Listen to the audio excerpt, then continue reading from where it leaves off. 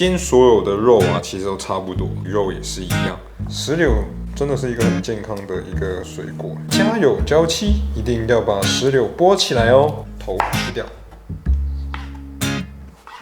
也是这样切片。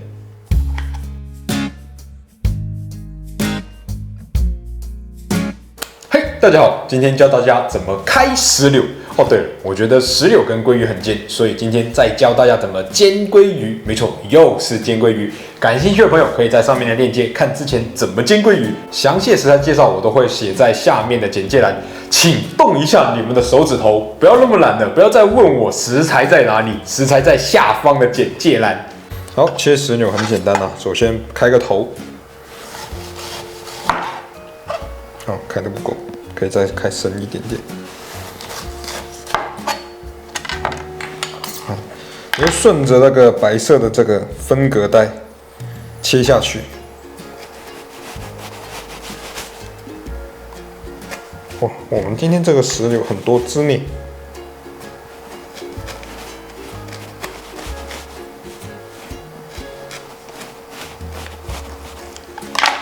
掰开就可以了，看到没？很轻松哦。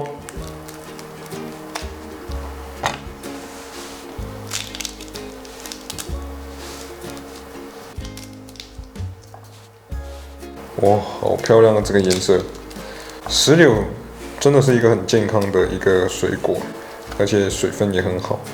而且石榴啊，很适合就是搭配各种就是油脂很重的一些肉质，像鲑鱼就是十分合适，因为它的酸度、甜度啊，很适合中和那个鲑鱼就是油腻的那种感觉，会让你吃鲑鱼可以吃不停。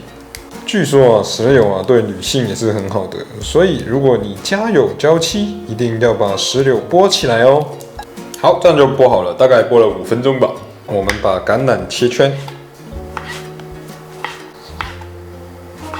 我们的番茄一样也是这样切片。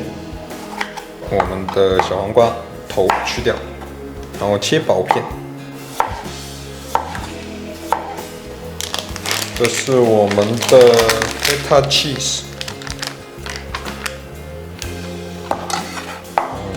切个小丁，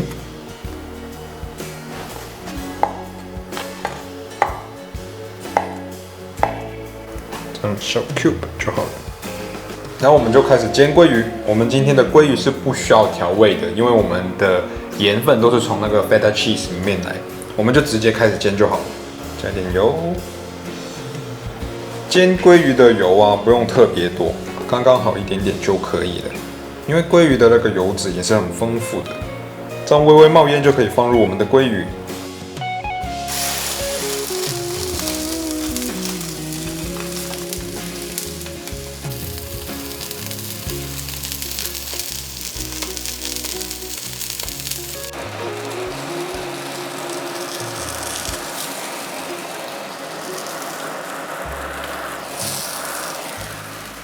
我们煎鲑鱼啊，上次也有提过，当这个底部一直煎到上来，大概接近一半的时候，我们就可以开始翻面了。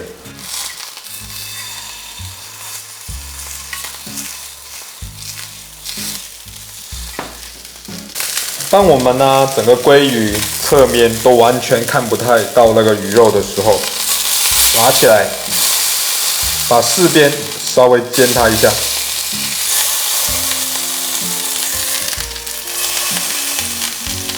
好，移锅。煎所有的肉啊，其实都差不多，包括煎鱼肉也是一样。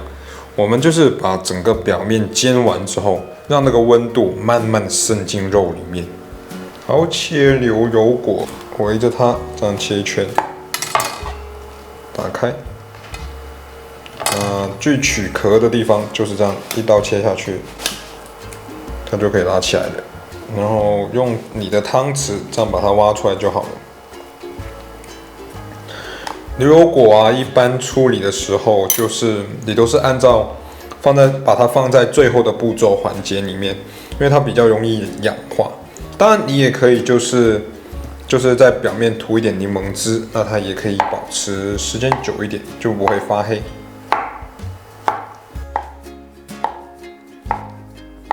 做沙拉最重要的就是要一次性把所有的材料准备好，然后我们就可以开始拌我们的沙拉了。准备一个碗，把我们的番茄全部放进去，橄榄全部放进去，黄瓜放进去。好，这里稍微把它拌一下就好了。对，忘了我们的这一个石榴1瓢就好了，不用特别多。好，我们就开始组装我们的沙拉了。为什么我没有把这个 cheese 还有那个牛油果放在里面拌？因为像牛油果，我们一般都会挑比较熟的，它很软，你拌一拌它就会烂。cheese 也是一样，这种比较软的东西就尽量不要就是搅拌它。我们准备一个盘子，然后我们今天沙拉就是这样放在正中间。这是我们清洗过的那个生菜，垫在底部，让它垫出一个圆形这样子。垫完了我们沙拉之后，就可以帮我们刚刚搅拌过的这个沙拉，这个番茄啊、石榴籽啊，放在上面。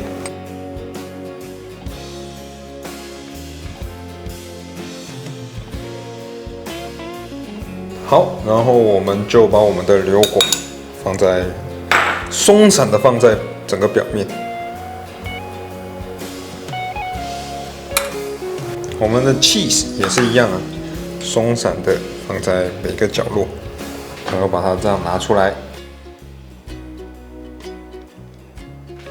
像这种侧边的，我们就把它推回过去。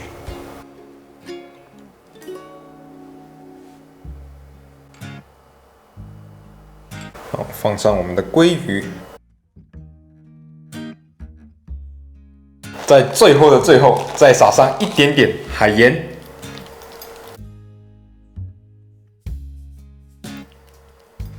然后再给上一点胡椒粉，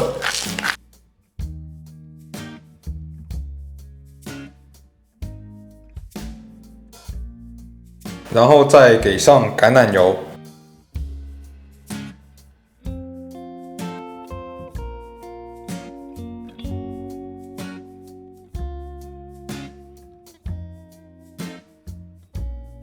还有给上那个巴沙米克醋，